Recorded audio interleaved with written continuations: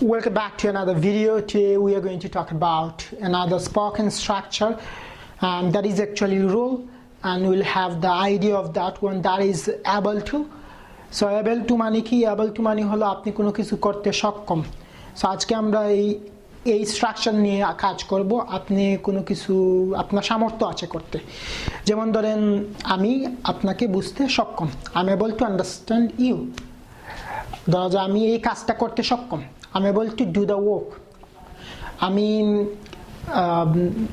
bicycle ride করতে সক্ষম, I am able to ride bicycle. So this is what you could use the able. এই ableটা আবার ফিউচারে use করা যায়, যেমন ধরুন যে আমি ভবিষ্যতে একটা বাড়ি তৈরি করতে সক্ষম হব, I'll be able to make building in future.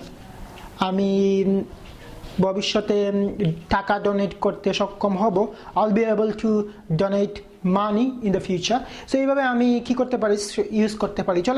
চলেন জেনে নেই যে স্ট্রাকচারটা হলো, প্রথমে আপনাকে সাবজেক্ট দিতে হবে, তারপরে কাজ হলো আপনার যে এই একটা অক্সিলারি ভার্ব দিতে হবে। অক্সিলারি ভার্ব প্রেজেন্ট হলে এম ইজ আর, ফিউচার হলে উইল বি, পাস্ট হলে আপনাকে ইউজ করতে হবে ওয়াজ অ্যান্ড ওয়া।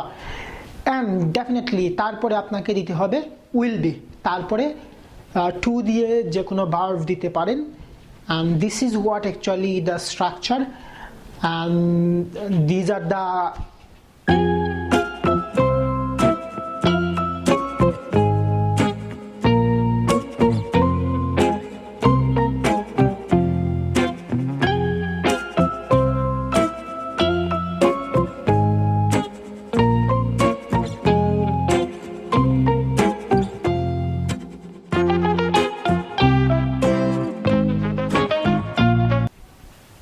এক্সাম্পলস।